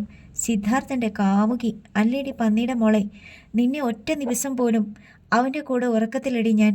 നിനക്കറിയാമോ, നിന്നെ എൻ്റെ അമ്മ എനിക്ക് തീരെഴുതി തന്നേക്കുക. പറഞ്ഞത് ഒറ്റ കുതിപ്പിൽ അവൻ അവളുടെ കയ്യിൽ കടന്നു പിടിച്ചു. ഛീ, വിടടാ! കുതറിക്കൊണ്ടവൾ ചീറി. പിന്നെ കൈ വീശി അവൻ്റെ ചെകിട്ടത്തൊന്ന് പൊട്ടിച്ചു. ഇത് വേറെ പെണ്ണ്, എന്നെ തൊട്ടാൽ അത് നിന്റെ അന്ത്യത്തിനാ. അവൾ ചീറി. നിന്നെ തൊടുക മാത്രമല്ലടി ഞാൻ ചെയ്യാൻ പോകുന്നത്, പറഞ്ഞുകൊണ്ട് അവൻ ഒറ്റയടി. അമ്മേ വിലപിച്ചുകൊണ്ട് വിസ്മയെ കറങ്ങി വീണു. ആറുപടയൻ ക്രൂരമായ ഒരു ചിരിയോടെ അവളുടെ മുടിയിൽ കുത്തിപ്പിടിച്ചുയർത്തി. പിന്നെ 2 അടി കൂടി. വിടടാ അവളെ, അലറിക്കൊണ്ട് മറ്റു 4 സ്ത്രീകളും അവനോട് പാഞ്ഞെടുത്തു. അത് നേരത്തെ അവർ തീരുമാനിച്ചിരുന്ന കാര്യമാണ്. ഏതെങ്കിലും ഒരാളുടെ ശരീരത്ത് ആരെങ്കിലും തൊടാൻ വന്നാൽ ഒന്നിച്ചാക്രമിക്കുക. കടന്നൽക്കൂട്ടിൽ അകപ്പെട്ടതുപോലെയായി ആറുപടയൻ. സ്ത്രീകൾക്ക് ഇത്രയും വീറും ശക്തിയുമുണ്ടെന്ന് അവൻ ആദ്യം തിരിച്ചറിയുകയായിരുന്നു. ചുറ്റും നിന്ന് അവനെ ആക്രമിക്കുകയാണ് സ്ത്രീകൾ. അവരുടെ നഖം കൊണ്ട് അവൻ്റെ ശരീരം പലയിടത്ത് നീറി തുടങ്ങി. അടുത്ത നിമിഷം മുറിയുടെ വാതിലടഞ്ഞു. തിരിഞ്ഞു നോക്കാനുള്ള നേരം പോലും കിട്ടാതെ ആറുപടയൻ പ്രത്യാക്രമണം തുടങ്ങി. റിമോട്ട് ഉപയോഗിച്ച് വാതിലടച്ചത് ഉലകുമയിലായിരുന്നു. പുറത്തു നിന്നവൾ ഓടാമ്പലുമിട്ടു. അത്രയും പേർക്കിടയിൽ വെച്ച് പടയാനേട്ടന് വിസ്മയെ കീഴ്പ്പെടുത്താനാവില്ലെന്ന് അവൾ കണക്കുകൂട്ടി. ഈ നേരം മാർബിൾ ബംഗ്ലാവിന് പുറത്ത് രഘുറാമിൻ്റെ നേതൃത്വത്തിൽ ഒരു സംഘം അമിട്ടുകൾ കത്തിക്കുന്നതിനുള്ള കുറ്റികൾ ബംഗ്ലാവിന് നേർക്ക് ചെരിച്ച് തറയിൽ ഉറപ്പിച്ചു. അവയ്ക്കുള്ളിലേക്ക് അമിട്ട് കടത്തി തിരികൾ പുറത്തേക്ക് നീട്ടി. പിന്നെ അവർ മാസ്കും ഹെൽമറ്റും ധരിച്ചു. രഘു വേഗം. സിദ്ധാർത്ഥന് സ്വന്തം നെഞ്ചിടിപ്പ് കേൾക്കാമായിരുന്നു. റോഡിലെ ശബ്ദം ഗേറ്റ് വാച്ചർമാർ കേട്ടെങ്കിലും അനുവാദം കിട്ടാതെ ഗേറ്റ് തുറന്നുകൂടാ എന്നാണ് അവർക്കുള്ള നിർദ്ദേശം. മാത്രമല്ല ഗേറ്റിൽ കൂടി പുറത്തേക്കുള്ള കാഴ്ചകളും വ്യക്തമല്ല. ഒരു വാച്ചർ TV ഓൺ ചെയ്തു. പക്ഷേ ക്യാമറകൾ ഓഫായിരുന്നു. വാച്ചർമാർ പരസ്പരം നോക്കി. അവർക്കെന്തോ പന്തികേട് തോന്നി. പൊടുന്നനെ അമിട്ടുകുറ്റികളിലേക്ക് മിന്നൽ വേഗത്തിൽ തീയുടെ നൂലുകൾ പാഞ്ഞുപോയി. മാർബിൾ ബംഗ്ലാവിന് നേർക്ക് തീയുണ്ടകൾ ചീറി. പിന്നെ ഭൂമി പിളർക്കുന്ന ഒച്ചയിൽ പൊട്ടിച്ചിതറി. മാർബിൾ ബംഗ്ലാവിന് മുകളിൽ ലക്ഷക്കണക്കിന് നക്ഷത്രങ്ങൾ പൊട്ടിച്ചിതറി. തരികൾ താഴേക്ക് വന്നു. വീണ്ടും വീണ്ടും അമിട്ടുകൾ പൊട്ടിക്കൊണ്ടിരുന്നു. കൂട്ടിൽ കിടന്ന പട്ടികൾ ശത്രുസാന്നിധ്യം അറിഞ്ഞതുപോലെ കുരച്ചു തുള്ളി. ഒന്നും പിടികിട്ടാതെ മതിൽക്കെട്ടിനുള്ളിൽ ഉണ്ടായിരുന്ന ഗുണ്ടകൾ തങ്ങളുടെ റൂമുകളിൽ നിന്ന് പുറത്തു ചാടി. അവർക്കു മീതെ മണ്ണും പൊടിയും ചിതറി വീണു. എങ്ങും മഞ്ഞുപോലെ പുക നിറഞ്ഞു. ബംഗ്ലാവ് അതിൽ മുങ്ങി. ഒപ്പം നീറ്റൽ കലർന്ന ഒരുതരം രൂക്ഷഗന്ധം, മുളക് കത്തിയതുപോലെ. അവരുടെ കണ്ണിലും മൂക്കിലും നീറ്റൽ പിടിച്ചു തുടങ്ങി. അവർ ശ്വാസം മുട്ടി ചുമയ്ക്കാൻ തുടങ്ങി. നായ്ക്കളുടെ കുര പെട്ടെന്ന് മോങ്ങലായി മാറി. ഗേറ്റ് വാച്ചർമാരുടെ അവസ്ഥയും വ്യത്യസ്തമായിരുന്നില്ല. റോഡിൽ നിന്നുകൊണ്ട് രഘുറാമും സംഘവും തങ്ങളുടെ ആയുധങ്ങൾ മതിലിന് പുറത്തുകൂടി അകത്തേക്ക് എറിഞ്ഞു. നല്ല പുളിമരക്കമ്പുകൾ, ക്വാറിയിൽ ഉപയോഗിക്കുന്ന കമ്പുകൾ, തുണിയിൽ പൊതിഞ്ഞു കിട്ടിയ മാർബിൾ കല്ലുകൾ തുടങ്ങിയവ. റോഡിൽ ആന തുമ്പിക്കൈ നീട്ടിക്കൊണ്ട് പാഞ്ഞു വരുന്നത് പോലെ ക്രെയിൻ മുന്നോട്ട് വന്നു. അതിൻ്റെ അഗ്രത്തിൽ തൂങ്ങിക്കിടന്നിരുന്ന ചങ്ങലയിൽ സിദ്ധാർത്ഥനും രഘുറാമും അടക്കം മുഴുവൻ പേരും ചാടിത്തൂങ്ങി. ഡ്രൈവർ ക്രെയിൻ ഉയർത്തി. ആരും പിടിവിടരുത്. ഹെൽമറ്റിനുള്ളിൽ നിന്ന് സിദ്ധാർത്ഥൻ്റെ ശബ്ദം. അമിട്ടുകൾക്കുള്ളിൽ മൺപൊടിയും മുളക് പൊടിയും മിക്സ് ചെയ്തായിരുന്നു അവരുടെ പ്രയോഗം. കനത്ത മതിലിന് മീതെ കൂടി ക്രെയിനിൻ്റെ ഉരുക്ക് തുമ്പിക്കൈ അപ്പുറത്തേക്ക് നീണ്ടു. ചാടിക്കോ, സിദ്ധാർത്ഥൻ്റെ കൽപ്പന. ചങ്ങലയിൽ താഴെയറ്റത്ത് തൂങ്ങിയവർ ചാടി തുടങ്ങി. മറ്റുള്ളവർ തങ്ങളുടെ പുറത്ത് ചാടാതിരിക്കാൻ പെട്ടെന്ന് ഓടി മാറി. പിന്നെ തങ്ങൾ അകത്തേക്കിട്ട ആയുധങ്ങൾ എടുത്തു തുടങ്ങി. ക്രെയിനിൻ്റെ കൈ പിൻവലിഞ്ഞു. രഘു, ഗേറ്റ് വാച്ചർമാർ, അവർ ആരെയും വിളിച്ച് വിവരം പറയാൻ ഇട കൊടുക്കരുത്, സിദ്ധാർത്ഥൻ വിളിച്ചു പറഞ്ഞു. അപ്പോഴേക്കും 3-4 പേർ അവിടേക്ക് പാഞ്ഞു കഴിഞ്ഞിരുന്നു. ചുമച്ചുകൊണ്ട് തങ്ങളുടെ മുറിയിൽ നിന്ന് പുറത്തേക്ക് ചാടുകയായിരുന്നു വാച്ചർമാർ. പുകപടലങ്ങൾക്കിടയിൽ പ്രേതങ്ങളുടെ ചലനം പോലെ അവർക്ക് തോന്നിയുള്ളൂ. അപ്പോഴേക്കും അടി വീണു. അവരുടെ വിലാപങ്ങൾ ഗുണ്ടകളെ ഞെട്ടിച്ചു. ചുട്ടുപോട്, ഗുണ്ടാ തലവൻ അലറി. ചുടുന്നത് നിന്റെ തന്തയെ. രഘുറാം അയാൾക്ക് മുന്നിൽ ചാടി വീണു. മാർബിൾ കല്ലുകൾ കെട്ടിയ തുണി അവൻ ആഞ്ഞു വീശി. ഹാ! ഒറ്റയടി തലയിലേറ്റപ്പോഴേ അയാൾ വീണു. മുന്നിൽ ശത്രുക്കളുടെ ചലനം മാത്രമേ ഗുണ്ടകൾക്ക് കാണാനായുള്ളൂ. യാതൊരു മയവുമില്ലാത്ത അടിയായിരുന്നു. നീറ്റൽ കാരണം പണിപ്പെട്ട് കണ്ണു തുറന്നു നോക്കിയവർ പുകയ്ക്കുള്ളിൽ ബഹിരാകാശ യാത്രക്കാരെ പോലെ ഹെൽമറ്റ് അണിഞ്ഞു നിൽക്കുന്നവരെ മാത്രമേ കണ്ടുള്ളൂ. പുറത്ത് അടി നടക്കുന്ന തക്കത്തിന് സിദ്ധാർത്ഥൻ മാർബിൾ ബംഗ്ലാവിൻ്റെ പ്രധാന വാതിൽക്കൽ എത്തി. അവൻ ഫോണെടുത്ത് ഉലകുമയിലിനെ വിളിച്ചു. വേഗം വന്നു വാതിൽ തുറക്കടി. 1/2 മിനിറ്റിനുള്ളിൽ മാർബിൾ ബംഗ്ലാവിൻ്റെ വാതിൽ തുറക്കപ്പെട്ടു. മുന്നിൽ നിൽക്കുന്ന ഹെൽമറ്റ് ധാരിയെ കണ്ട് അവൾ ഞെട്ടി പിന്നോട്ട് മാറി. സിദ്ധാർത്ഥൻ പെട്ടെന്ന് ഹെൽമെറ്റ് മാസ്ക് നീക്കം ചെയ്തു. ഞാനടി. പുറത്ത് ഘോര യുദ്ധം നടക്കുന്നത് ഉലകുമയിൽ കണ്ടു. രഘുറാമും വേറെ 2 പേരും കൂടി സിദ്ധാർത്ഥൻ്റെ പിന്നിലെത്തി. എന്തിയെ അവര്? സിദ്ധാർത്ഥൻ ഉലകുമയിലിനെ നോക്കി. വേഗം വാ. അവൾ മുന്നിലോടി. പിന്നാലെ മറ്റുള്ളവരും. അപ്പോൾ മുറിക്കുള്ളിൽ സ്ത്രീകളെ മുഴുവൻ അടിച്ചു വീഴ്ത്തിയിട്ട് ആ അറുപടയൻ ചിരിച്ചു. പിന്നെ വിസ്മയെ വട്ടം പിടിച്ചുയർത്തി. എടി തെണ്ടിയുടെ മോളെ, എൻ്റെ കയ്യിൽ നിന്ന് രക്ഷപ്പെടാമെന്ന് കരുതിയോടി നീയ്? അടച്ചിട്ട മുറിയായിരുന്നതിനാൽ പുറത്തെ ബഹളങ്ങളൊന്നും അവൻ അറിഞ്ഞിരുന്നില്ല. ഇത്തവണ വിസ്മയെ കുതറിയെങ്കിലും പ്രയോജനമില്ലായിരുന്നു. മറ്റുള്ളവർക്ക് അവനെ ഇനി നേരിടാനുള്ള ശക്തിയുമില്ല. അവരുടെ കണ്ണുകൾ നിറഞ്ഞു തൂവി. അവൻ അവരെ നോക്കി അട്ടഹസിച്ചു. ഇനി ഇവളുടെ ശവം പോലും നിങ്ങൾ കാണത്തില്ല. ഒടുക്കത്തെ കാഴ്ച കണ്ടോ? ആറുപടയൻ വിസ്മയുമായി വാതിൽക്കിലേക്ക് നീങ്ങി. അവളെ കൊണ്ടുപോകല്ലേ? വസുമതിയുടെ വിലാപം അവൻ ശ്രദ്ധിച്ചില്ല. പെട്ടെന്ന് വാതിൽ തുറക്കപ്പെട്ടു. പടയൻ കുടുങ്ങിപ്പോയി. മുന്നിൽ സിദ്ധാർത്ഥനും സംഘവും. വാതിൽ തുറന്നു കൊടുത്തിട്ട് ഉലകുമയിൽ പിന്നോട്ട് മാറിയിരുന്നു. മുന്നിലെ കാഴ്ച കണ്ട് സിദ്ധാർത്ഥനിലും ഉണ്ടായി ഒരു ഞെട്ടൽ. അവനെ കണ്ട് വിസ്മയുടെ നനഞ്ഞ കണ്ണുകൾ ഒന്ന് മിന്നി. മോനെ. തറയിൽ നിന്ന് എഴുന്നേൽക്കുന്നതിനിടയിൽ കമലത്തിൻ്റെ കരച്ചിൽ. മിന്നായം പോലെ സിദ്ധാർത്ഥൻ അകത്തെ കാഴ്ച കണ്ടു. ഏട്ടാ. രാധികയും കാജലും എഴുന്നേൽക്കുകയാണ്. അവൻ ആരെയും ശ്രദ്ധിച്ചില്ല. കണ്ണുകൾ ആറുപടയാനിലും വിസ്മയിലും തറഞ്ഞു. സിധു. അടികിട്ടിയ വേദനയ്ക്കിടയിലും വിസ്മയെ ചിരിച്ചു. പടയാനേ. സിദ്ധാർത്ഥൻ്റെ ശബ്ദം ചാട്ടുളി പോലെ പടയാൻ്റെ കാതുകളിൽ പുളഞ്ഞിറങ്ങി. എൻ്റെ പെണ്ണിനുമേൽ കൈവച്ച നിനക്കിനി മാപ്പില്ല. പെട്ടെന്ന് വിസ്മയെ വിട്ട് പടയാനും ആക്രമണ സന്നദ്ധനായി. നിന്നെ എനിക്കെൻ്റെ കാൽ കീഴിൽ കിട്ടിയടാ കൊല്ലാൻ. ഗറില്ലയെപ്പോലെ വാ പിളർന്നുകൊണ്ട് പടയൻ മുന്നോട്ട് കുതിച്ചു. പക്ഷേ തൻ്റെ ശക്തി മുഴുവൻ വലതു മുഷ്ടിയിലേക്ക് ആവാഹിച്ച് സിദ്ധാർത്ഥൻ ഒറ്റയിടി. പടയൻ്റെ നെഞ്ചിനു മധ്യത്തിൽ. മുന്നോട്ട് കുതിച്ച വേഗത്തിൽ പടയൻ പിന്നോട്ട് മലർന്നു. മേശയിൽ ചെന്നിടിച്ച് അവനൊരു വശത്തേക്ക് മറിഞ്ഞു. സിദ്ധാർത്ഥൻ അവനുമേൽ പറന്നു വീണു. അവൻ്റെ തല പിടിച്ച് തറയിൽ ആഞ്ഞാഞ്ഞിടിച്ചു. പടയാൻ അലറിക്കരഞ്ഞു. അതുകൊണ്ട് സ്ത്രീകൾ ക്രൂരമായൊരു സംതൃപ്തിയോടെ നിന്നു. പോലീസ് വാനിലിട്ട് എന്നെ തല്ലിച്ചതച്ചപ്പോൾ, എൻ്റെ വീട്ടുകാരെ ഇതിനുള്ളിലിട്ട് ദ്രോഹിച്ചപ്പോൾ ഇങ്ങനെയൊരു തിരിച്ചടി ഉണ്ടാകുമെന്ന് നീ കരുതിയില്ല അല്ലേടാ? സിദ്ധാർത്ഥൻ പടയാൻ്റെ വലതു കൈ പിടിച്ചുയർത്തി. കഴുത്തിൽ കാൽ അമർത്തിക്കൊണ്ട് എഴുന്നേറ്റു. പിന്നെ ശക്തിയിൽ ഒറ്റ തിരിക്കൽ. തോളെല്ല് അടരുന്ന ഒച്ച. പടയാൻ്റെ അലർച്ച മാർബിൾ ബംഗ്ലാവിനെ വിറകൊള്ളിച്ചു. ഇനി നീ ഇടതുകൈ കൊണ്ടേ വാരി തിന്നാവൂ. എൻ്റെ പെണ്ണിനെ തൊട്ട, എൻ്റെ അമ്മയെ തല്ലിയ ഈ കൈ ഇനി നിനക്ക് വേണ്ട.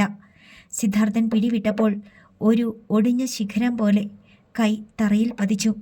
എടാ. ആ അവസ്ഥയിലും പടയാൻ അലറി. ഇടതുകൈ മതിയടാ എനിക്ക്. വലതുകൈ എനിക്ക് പുല്ല. ഈ ഇടതുകൈയും കൊണ്ട് ഞാൻ വരും നിന്റെ നെഞ്ചത്ത് കത്തി കയറ്റാൻ. ഓഹോ. സിദ്ധാർത്ഥൻ അവൻ്റെ കാലിൽ പിടിച്ച് ഹാളിലേക്ക് വലിച്ചുകൊണ്ടുപോയി. അതിനിടെ രഘുറാമിനും മറ്റും നിർദ്ദേശം നൽകി. നിങ്ങൾ ഇവരെ കൊണ്ടുപോയിക്കോ. ഒക്കെ നേരത്തെ പറഞ്ഞതുപോലെ. വാ അമ്മേ. ഞങ്ങളെല്ലാം സിദ്ധുവിൻ്റെ ആൾക്കാരാ. രഘുറാമും സംഘവും അവരുടെ ബാഗുകളും മറ്റുമെടുത്ത് സ്ത്രീകളെ പുറത്തേക്ക് നടത്തി. മോനെ നീ. കമലം തിരിഞ്ഞു നിന്നു. ഞാൻ വന്നോളാം. നിങ്ങൾ പോയിക്കോ. ഉലകുമയിൽ തൻ്റെ മുറിയിലേക്ക് മടങ്ങിയിരുന്നു. സിദ്ധാർത്ഥൻ ആറുപടയാനെ വലിച്ചുയർത്തി.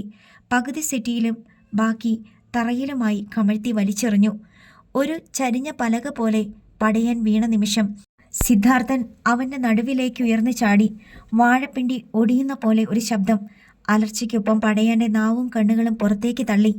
കഴുത്ത് വെട്ടിയ കോഴിയെപ്പോലെ ഉടൽ പിടഞ്ഞു. കൊലപാതകം എൻ്റെ രീതിയല്ല പടയാനെ. പക്ഷേ നോവിച്ചു വിടുന്ന ശത്രു ഇനി ഒരിക്കലും തല പൊക്കരുതെന്നും എതിരെ വരരുതെന്നും എനിക്ക് നിർബന്ധമുണ്ട്. വികാരവിക്ഷോഭം കാരണം സിദ്ധാർത്ഥൻ്റെ ശബ്ദം മാറിയിരുന്നു. നട്ടലൊടിഞ്ഞവൻ എഴുന്നേറ്റ് നേരെ നിൽക്കുന്ന ചരിത്രമില്ലടാ. ഇനി നീ കിടക്കയിൽ കിടന്ന് ഒന്നും രണ്ടും സാധിക്കണം. പുഴുത്തളിയണം. ദുർഗന്ധം കാരണം നിന്റെ അടുത്തേക്ക് പോലും ആരും വരരുത്. ചെയ്തു പോയതൊക്കെ ഓർത്തോർത്ത് നീ ഇഞ്ചിഞ്ചായി മരിക്കാവൂ. എന്നാലും ഈ ജന്മം കൊണ്ട് നിന്റെ പാപങ്ങൾ തീരുമെന്ന് എനിക്ക് തോന്നുന്നില്ല. കൈ ചൂണ്ടി കലി തൊള്ളുകയാണ് സിദ്ധാർത്ഥൻ. പട്ടി. പടയാൻ ഞരങ്ങി. എന്നെ അങ്ങ് കൊന്നേരടാ. ഇല്ലടാ. നീ ചാകാൻ പാടില്ല. ചത്താൽ അത് നിനക്ക് കിട്ടുന്ന ലോട്ടറിയാകും. സ്വന്തം അച്ഛനെ കൊല്ലാൻ പോലും മടി കാണിക്കാത്ത നിനക്ക് ഈ ശിക്ഷ തന്നെയാണ് ഉത്തമം. അവൻ ചുറ്റും നോക്കി. ഉലകുമയിലിനെ കണ്ടില്ല. സിദ്ധാർത്ഥൻ പുറത്തേക്കോടി. ഇനി പെട്ടെന്ന് ചെയ്യാനുള്ള ജോലികൾ ബാക്കിയാണ്. പ്രധാന വാതിൽക്കൽ 8 തൊഴിലാളികൾ കാത്തു നിന്നിരുന്നു. പുറത്തെ പുകയടങ്ങുകയും കാറ്റിൽ മുളകിൻ്റെ ഗന്ധം കുറയുകയും ചെയ്തിരുന്നു. മുറ്റത്ത് ഞരങ്ങിയും മൂളിയും അങ്ങിങ്ങ് കിടക്കുന്ന ഗുണ്ടകൾ. രഘുവും മറ്റും പോയല്ലോ. സിദ്ധാർത്ഥൻ തൻ്റെ ആളുകളെ നോക്കി. പോയി. നമുക്കൊരു വണ്ടി വേണം. ഗുണ്ടകളുടെ സുമോ വണ്ടിയുണ്ട്, അതിൽ ചാവിയുമുണ്ട്, ഒരാൾ അറിയിച്ചു. സിദ്ധാർത്ഥൻ അതിന് നേരെ പാഞ്ഞു. ഡ്രൈവിംഗ് സീറ്റിലേക്ക് കയറി. മറ്റുള്ളവരും ഒപ്പം കയറി. മിന്നൽ പോലെ സുമോ പാഞ്ഞു. ഗേറ്റ് തൊഴിലാളികൾ മലർക്കെ തുറന്നിട്ടിരുന്നു.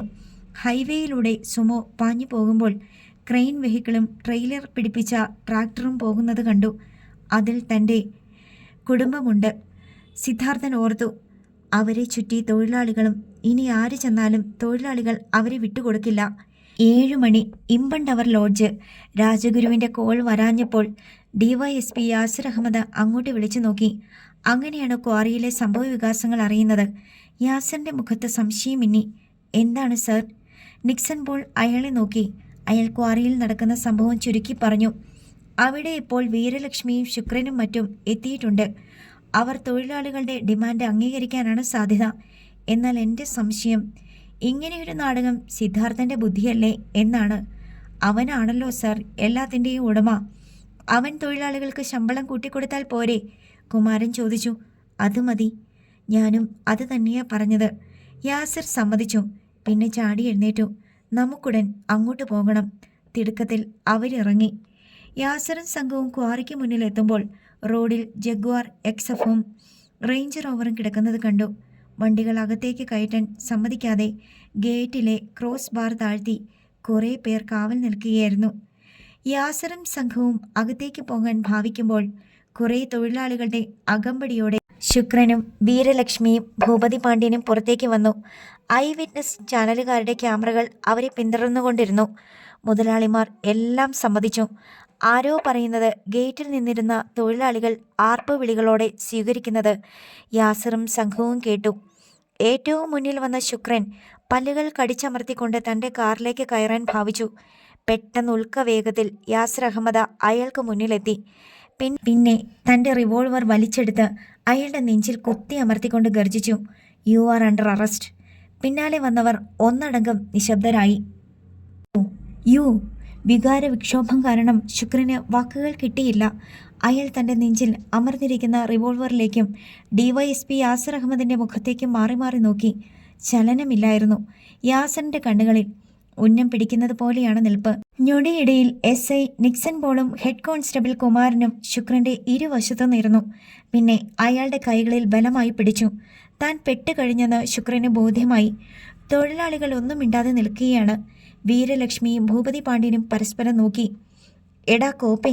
ഷർട്ടിനടിയിൽ നിന്നൊരു കത്തി വലിച്ചൂരിക്കൊണ്ട് ഭൂപതി മുന്നോട്ട് കുതിച്ചു. സ്റ്റോപ്പ്! കല്ലിനെ പിളർക്കുന്നത് പോലെ ഒരൊച്ചയായിരുന്നു യാസിറിൻ്റേത്. പിന്നിൽ നിന്ന് ആരോ കോളറിൽ പിടിച്ചതുപോലെ നിന്നുപോയി ഭൂപതി പാണ്ഡ്യൻ. വീരലക്ഷ്മി പക്ഷേ യാസിറിന് മുന്നിലെത്തി. എന്തിൻ്റെ പേരിലാണ് തൻ്റെ ഈ നാടകം? മര്യാദയ്ക്ക് ഏട്ടനെ വിട്ടില്ലെങ്കിൽ അവർ പല്ല് ഞെരുമ്പുന്നത് യാസിർ അഹമ്മദ് കേട്ടു. അയാൾ ഒച്ചയുയർത്തി. ഈ ക്വാറിയുടെയും മാർബിൾ ഫാക്ടറിയുടെയും ഉടമയായിരുന്ന ചന്ദ്രശേഖരൻ എന്ന പെരിയോരെ ഇയാൾ കൊന്നതാണ് കുറ്റം. എന്താ അല്ലെന്ന് പറയാൻ കഴിയുമോ വീരലക്ഷ്മി മാഡം? എന്ന തേർഡ് റേറ്റ് താഴത്തങ്ങാടി രാജമ്മയ്ക്ക്. തൊഴിലാളികൾ ഞടുങ്ങി. വീരലക്ഷ്മിയുടെ തല കുനിഞ്ഞു. സകല ആയുധങ്ങളും നഷ്ടപ്പെട്ടതുപോലെ. നടക്ക്! യാസിർ ശുക്രൻ്റെ ഷർട്ടിൽ കുത്തിപ്പിടിച്ച് മുന്നോട്ട് വലിച്ചു. കിടങ്ങിൽ നിന്ന് കരകയറ്റിയ കാട്ടാനയെ താപ്പാനകൾ ചേർന്ന് വലിച്ചുകൊണ്ടു പോകുന്നത് പോലെയായിരുന്നു അത്. അതിനിടെ യാസിറിൻ്റെ മുന്നറിയിപ്പ്. ഞങ്ങളെ തടയാൻ നീ ശ്രമിച്ചാൽ നിന്റെ ആങ്ങളയുടെ നെഞ്ചിലൂടെ ഉണ്ട തുളച്ചു കയറും. അരിയുണ്ടയല്ല, കേരള പോലീസിൻ്റെ സ്ട്രോങ് ബുള്ളറ്റുകളാണിതിൽ നിറച്ചിരിക്കുന്നത്. മറക്കണ്ട. വീരലക്ഷ്മിക്ക് മിണ്ടാനായില്ല. പോലീസ് ഉദ്യോഗസ്ഥർ ശുക്രനെ സുമോയിലേക്ക് നടത്തുകയായിരുന്നു. അടുത്ത നിമിഷം ജനക്കൂട്ടത്തിനിടയിൽ ഉണ്ടായിരുന്ന സത്യദാസിൻ്റെ ഫോൺ ശബ്ദിച്ചു. അവനത് കാതോട് ചേർത്തു. സത്യ, ശുക്രനെ പോലീസുകാർ കൊണ്ടുപോകാൻ പാടില്ല. രക്ഷപ്പെടുത്തി അയാളുടെ കാറിൽ കയറ്റിവിട്. സിദ്ധാർത്ഥൻ്റെ ശബ്ദം. സിദ്ധു! അവൻ അമ്പരന്നു. നീ ഞാൻ പറയുന്നത് കേൾക്ക്. ക്യുക്ക്! സത്യദാസ് വേഗം തൊഴിലാളികൾക്ക് നിർദ്ദേശം നൽകി. അവർ ആരവത്തോടെ പോലീസിനെ പൊതിഞ്ഞു. നാടർ സാബിനെ കൊണ്ടുപോകാൻ ഞങ്ങൾ സമ്മതിക്കത്തില്ല സാറന്മാരെ. അല്ലെങ്കിൽ ഞങ്ങളെയെല്ലാം സാറന്മാർക്ക് കൊണ്ടുപോകേണ്ടി വരും. തൊഴിലാളികളുടെ അപ്രതീക്ഷിതമായ ഈ മനമാറ്റത്തിൽ ഇപ്പോൾ യാസിറും സംഘവും അമ്പരന്നു. നിങ്ങളുടെ പെരിയോരെ കൊന്നവനാണ് ഇയാൾ. അയാൾ ഓർമ്മിപ്പിച്ചു.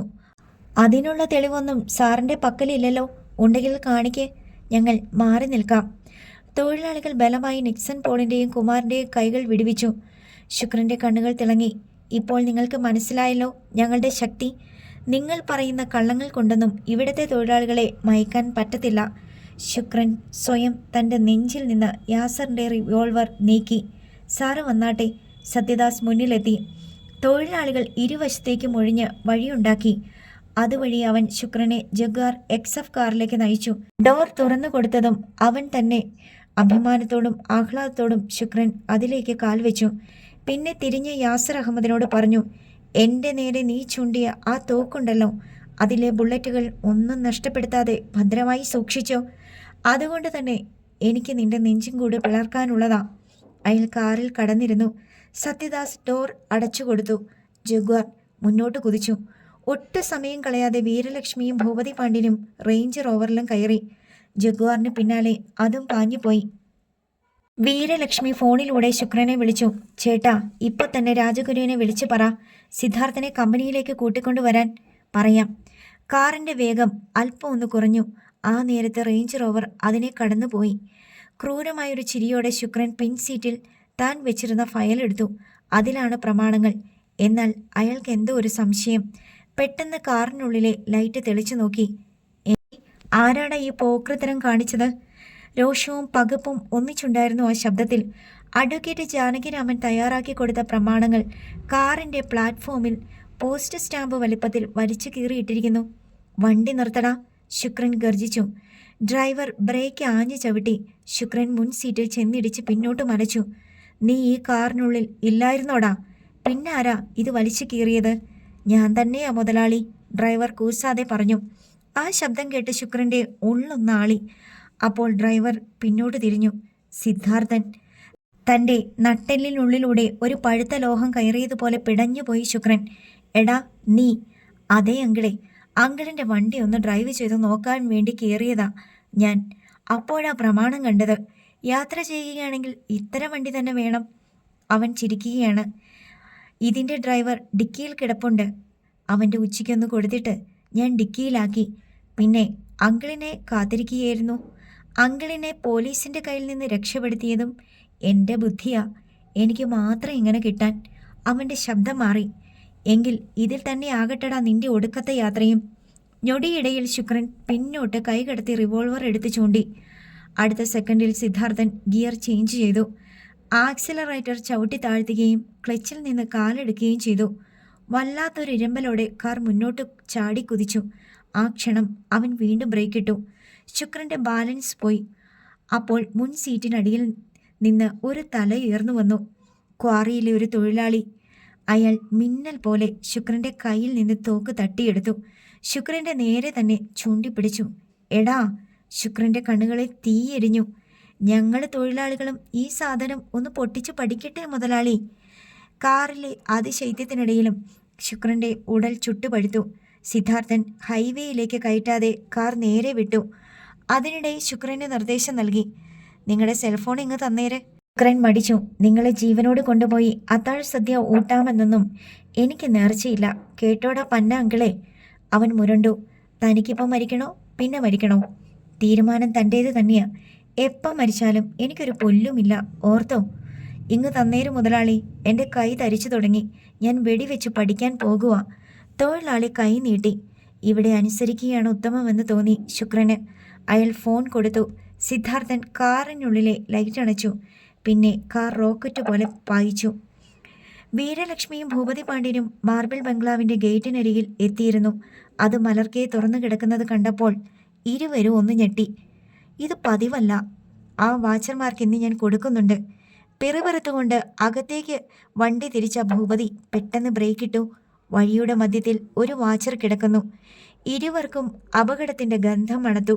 അയാളെ വെട്ടിയൊഴിഞ്ഞ് റേഞ്ച് റോവർ അകത്തേക്ക് പാഞ്ഞു. പോർച്ചിലും മുറ്റത്തുമായി അടിയേറ്റ അവശരായ ഗുണ്ടകൾ. അങ്ങിങ്ങ് ബോളുകൾ പോലെ കിടക്കുന്ന ഹെൽമറ്റുകൾ, കുറുവടികൾ. ഉത്സവം കഴിഞ്ഞ പറമ്പ് പോലെ ഗുണ്ടുകളുടെ പനയോലകളും കടലാസുകളും. ഭൂപതി, അവൻ ഇവിടെ കയറി. സിദ്ധാർത്ഥൻ, എനിക്കുറപ്പാ. വീരലക്ഷ്മിയുടെ സ്വരം ചിലമ്പി. വണ്ടി നിന്നതേ ഇരുവരും ചാടിയിറങ്ങി. ചിന്ന മുതലാളി. ഏന്തി ഏന്തി മുന്നിലേക്ക് വന്ന ഒരു ഗുണ്ടയെ ഒറ്റ തൊഴിയായിരുന്നു ഭൂപതി പാണ്ഡ്യൻ. അയാൾ നിലവിളിയോടെ മലർന്നു വീണു.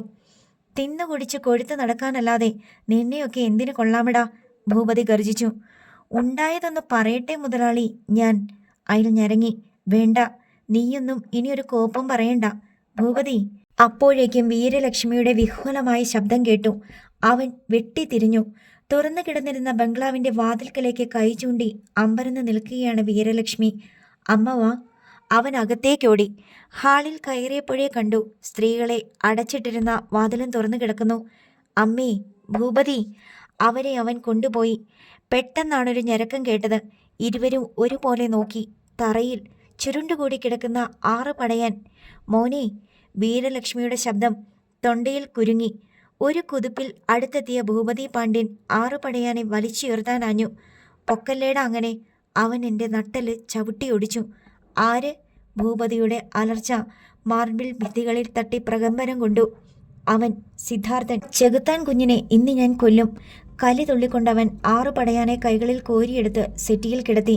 വിളിക്കമ്മേ അങ്കിളിനെ. ഇനി സിദ്ധാർത്ഥനെ കൊണ്ട് പ്രമാണത്തിലൊന്നും ഒപ്പിടിവിക്കുന്നില്ല. അവൻ്റെ ഓരോ എല്ലും ചവിട്ടിയൊടിച്ച് ഇഞ്ചിഞ്ചായി കൊല്ലാൻ പോവുകയാണ് ഞാൻ. വീരലക്ഷ്മി പെട്ടെന്ന് തൻ്റെ സെൽഫോൺ എടുത്ത് ശുക്രനെ വിളിച്ചു. അപ്പുറത്ത് ബെല്ലടിച്ചതല്ലാതെ ആരും ഫോൺ എടുത്തില്ല. ഏട്ടൻ ഈ ഫോൺ ഇട്ടിട്ട് എങ്ങോട്ട് പോയി?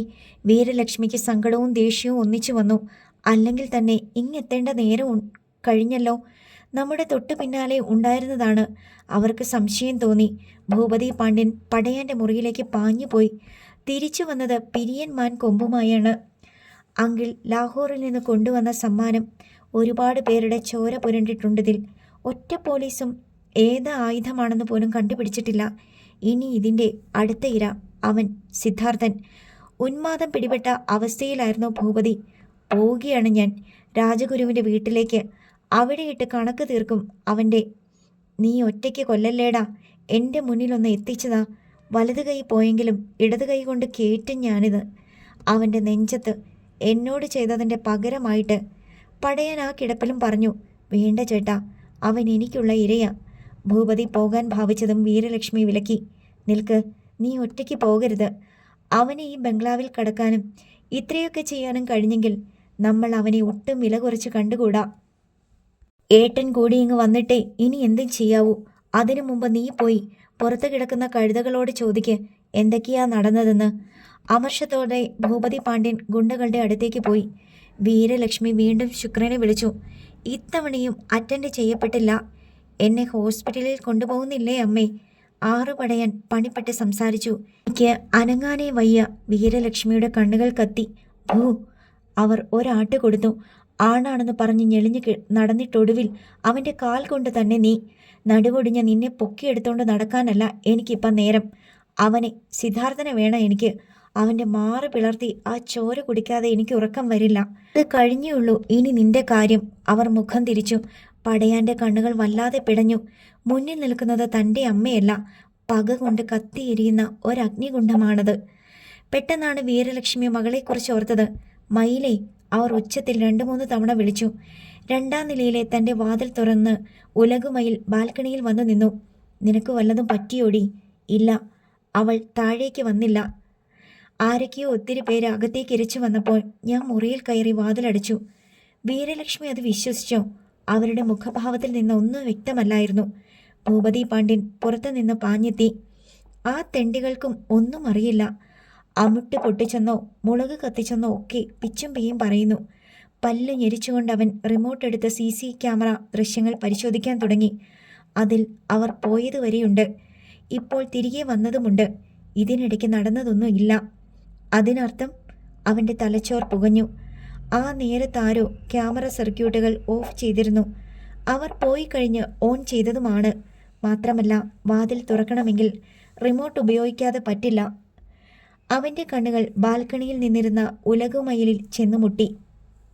എന്നെ ഒന്ന് ഹോസ്പിറ്റലിൽ കൊണ്ടുപോടോ. 6 പടയാൻ അനുജനോട് യാചിച്ചു. മിണ്ടരുതെന്ന് നിന്നോടല്ലേടാ പറഞ്ഞത്. വീരലക്ഷ്മി ഭൂപതിയുടെ കയ്യിൽ നിന്ന് മാൻകൊമ്പ് പിടിച്ചു വാങ്ങി ചൂണ്ടി. മകനാണെന്ന് നോക്കില്ല ഞാൻ. കുത്തിക്കേറ്റിക്കളയും. ഉപകാരമില്ലാത്ത മരക്കഴുത. തൻ്റെ നടുവൊടിഞ്ഞതിലല്ല, അമ്മയുടെ വാക്കുകളാണ് പടയാനെ തളർത്തിയത്. താൻ ഒന്നുമല്ലെന്നും ഇത്രയും കാലം മതിച്ചിളകി നടന്നത് വെറുതെയാണെന്ന് തിരിച്ചറിയുകയായിരുന്നു അവൻ. ഓർമ്മയിൽ ആദ്യമായി അവൻ്റെ കണ്ണുകളിൽ 2 തുള്ളികൾ നിന്ന് വിറച്ചു. വീരലക്ഷ്മി പിന്നെയും വിളിക്കുകയായിരുന്നു ശുക്രനെ. ആ പെണ്ണും പിള്ളയ്ക്ക് വേറെ പണിയൊന്നുമില്ലേ? ഫോണിലേക്ക് നോക്കിക്കൊണ്ട് സിദ്ധാർത്ഥൻ്റെ ഒപ്പമുണ്ടായിരുന്ന തൊഴിലാളി പറഞ്ഞു. അതെങ്ങനെയാ? പെട്രോളിൽ കത്തുന്ന അവസ്ഥയല്ലേ പഴയ രാജമ്മയ്ക്കിപ്പോൾ. ഇനി എന്നെ കിട്ടണം അവർക്ക്. ബംഗ്ലാവിലെ കലാപരിപാടികളൊക്കെ ഇപ്പോൾ അറിഞ്ഞിട്ടുണ്ടാവുമല്ലോ. സിദ്ധാർത്ഥൻ ജഗ്വാറിലെ സ്റ്റിയറിംഗ് വീലിൽ താളം പിടിച്ചു. എല്ലാം കേട്ട് സീറ്റിൽ പിന്നോട്ട് ചാരിയിരിക്കുകയാണ് ശുക്രൻ.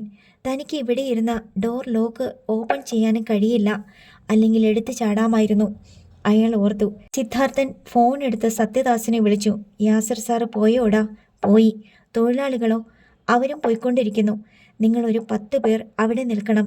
ക്രെയിൻ ഓപ്പറേറ്റർ ഉൾപ്പെടെ. പണിയുണ്ട്. കുറച്ച് കഴിഞ്ഞേ ഞാൻ വരൂ. അപ്പോഴേക്കും രഘുറാമും എത്തും. സത്യദാസ് സമ്മതിച്ചു. സിദ്ധാർത്ഥൻ കാർ ഓടിച്ചുകൊണ്ടേയിരുന്നു. അവസാനം ഒരു കുന്നിൻ ചെരുവിൽ കരിമ്പനകളും മുൾക്കാടുകളും നിറഞ്ഞ ഭാഗത്തെത്തി. ഒറ്റ വീടോ കെട്ടിടങ്ങളോ ഇല്ല. പൊടി നിറഞ്ഞ ചൂടുകാറ്റ് വീശിക്കൊണ്ടിരുന്നു.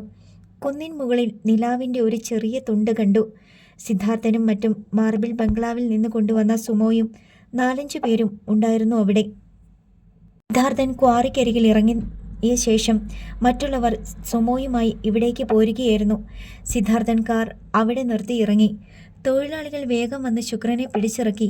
അയാളുടെ കൈകൾ പിന്നിലേക്ക് ബന്ധിക്കുകയും വായിൽ തുണി തിരുകുകയും ചെയ്തു. പിന്നെ സുമോയിൽ കയറ്റി. ജഗ്വാർ XF അവിടെ ഉപേക്ഷിച്ചു. ശുക്രൻ്റെ സെൽഫോണിലെ സിം കാർഡ് എടുത്തു. കടിച്ചു ചുളുക്കി കളഞ്ഞിട്ട് സിദ്ധാർത്ഥൻ ഫോൺ മുൾക്കാട്ടിലേക്ക് വലിച്ചെറിഞ്ഞു. മടക്കയാത്ര. തൊഴിലാളികൾക്കിടയിലിരുന്ന ശുക്രന് മനം പുരട്ടി. അവരുടെ വിയർപ്പിൻ്റെ ഗന്ധം അയാൾക്ക് അസഹനീയമായിരുന്നു. അർദ്ധരാത്രി കഴിഞ്ഞു. അവർ മാർബിൾ ക്വാറിയിൽ തിരിച്ചെത്തിയപ്പോൾ രഘുറാമും സത്യദാസും അടങ്ങിയ സംഘം കാത്തു നിൽക്കുകയായിരുന്നു. അവർ അവൻ്റെ അരികിൽ ഓടിയെത്തി. ഇനി അധിക സമയം നമ്മൾ ഇവിടെ നിന്നുകൂടാ. വീരലക്ഷ്മിയും ഭൂപതിയും പിന്നെ യാസിർ സാറും സംഘവും. 2 കൂട്ടരുടെയും ഉന്നം നമ്മളായിരിക്കും. അതുകൊണ്ട് ഈ രാത്രി നമ്മൾ ശുക്രനെ വെറുതെ വിടുന്നു. എന്താ? അവൻ ചോദിക്കുന്നത് ശുക്രൻ കേട്ടു. പക്ഷെ ഒന്നും മനസ്സിലായില്ല. സിദ്ധാർത്ഥൻ മറ്റുള്ളവർക്ക് ചില നിർദ്ദേശങ്ങൾ നൽകി. പെട്ടെന്ന് ക്രെയിൻ ഓപ്പറേറ്റർ വെഹിക്കിളുമായി അട്ടയിട്ട് വെച്ചിരുന്ന മാർബിൾ പീസുകൾക്ക് നേരെ നീങ്ങി. 4 നിരയായി അടുക്കിയിരുന്ന കൂറ്റൻ മാർബിൾ പീസുകളിൽ ഏറ്റവും മധ്യഭാഗത്ത് മുകളിൽ നിന്ന് ക്രെയിനിൻ്റെ സഹായത്തോടെ ഒരെണ്ണം ഉയർത്തി മാറ്റി. ഇപ്പോൾ മുകളിൽ നിന്ന് നോക്കിയാൽ അതൊരു ശവക്കുഴി പോലെ തോന്നും.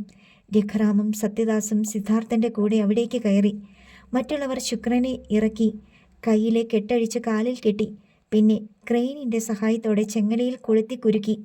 ക്രെയിനിൻ്റെ ഉരുക്ക് കൈ ഉയർന്നപ്പോൾ അതിൽ തലകീഴായി ശുക്രൻ തൂങ്ങിയാടി. ക്രെയിൻ ശുക്രനെ മാർബിൾ പീസ് ഉയർത്തിയ ചതുരക്കുഴിക്ക് മീതെ കൊണ്ടുവന്നു. രഘുറാം കൊളുത്ത് തട്ടി. ശുക്രൻ ചാക്കുകെട്ട് പോലെ അതിലേക്ക് വീണു. അങ്കിളെ, വേണമെങ്കിൽ ഇനി കാലിലെ കെട്ടഴിച്ചോ? സിദ്ധാർത്ഥൻ്റെ ശബ്ദം കൂർത്തു. എന്നിട്ട് നാളെ രാത്രി വരെ ഇതിനുള്ളിൽ സുഖവാസം. വെയിലിന് ചൂട് കൂടുമ്പോൾ നല്ല രസമായിരിക്കും. നിലവിളിച്ചാൽ ആരും കേൾക്കത്തുമില്ല. സ്വയം രക്ഷപ്പെടാൻ കഴിയത്തുമില്ല. അച്ഛനോടും ഞങ്ങളോടും ചെയ്ത ചതികളെക്കുറിച്ച് ഓർക്കാനും പശ്ചാത്തപിക്കാനും ഞാൻ തരുന്ന അവസാന അവസരമാണിത്. കൈകൾ സ്വതന്ത്രമായതിനാൽ ശുക്രൻ വായിലെ തുണി വലിച്ചു നീക്കിയിട്ട് കരഞ്ഞു യാചിച്ചു. മോനെ സിദ്ധു, അങ്കിളിനെ കൊല്ലരുത്. അത് വാക്ക്. ഞാൻ കൊല്ലില്ല. സിദ്ധാർത്ഥൻ മറ്റുള്ളവർക്ക് ഒരടയാളം കൊടുത്തു. ഒരു കല്ലുയർത്തിയ കുഴിക്ക് മുകളിൽ ക്രെയിൻ ഉപയോഗിച്ച് 2 കല്ലുകൾ കുറുകെ വെച്ചു. ഇപ്പോൾ അതിനുള്ളിൽ ഒരു കുഴിയുണ്ടെന്നോ അതിലാളുണ്ടെന്നോ ആർക്കും ചിന്തിക്കാൻ കഴിയുമായിരുന്നില്ല. ക്രെയിനിൻ്റെ ചങ്ങലയിൽ തൂങ്ങി അവർ ഇറങ്ങി. ആ നേരത്ത് DYSP യാസിർ അഹമ്മദ് നിക്സൺ പോളിനോടും കുമാരനോടും പറയുകയായിരുന്നു. തൊഴിലാളികൾ അവിടെ വെച്ച് പെട്ടെന്ന് ശുക്രൻ്റെ ഒപ്പം ചേർന്നത് എന്തിനാണെന്നറിയാമോ? അവർക്ക് ശമ്പളം കൂട്ടിക്കൊടുക്കാം എന്ന് പറഞ്ഞതുകൊണ്ട്. കുമാരൻ്റെ മറുപടി വേഗം കിട്ടി. അല്ല. യാസിർ വിരലുകൾ കോർത്തൊന്ന് ഞൊട്ട വിട്ടു. സിദ്ധാർത്ഥൻ്റെ ബുദ്ധിയാ അത്. എന്തിന്? Nixon Paul നെറ്റിച്ചുളിച്ചു. ശുക്രനെ അവൻ്റെ കയ്യിൽ കിട്ടാൻ. ഒരു പക്ഷേ ഇപ്പോൾ അയാൾ അവൻ്റെ കസ്റ്റഡിയിലായിരിക്കാണും. മറ്റുള്ളവർ അത് കേട്ട് വിശ്വാസം വരാതെ മുഖത്തോട് മുഖം നോക്കി. അടുത്ത ഭാഗം നാളെ.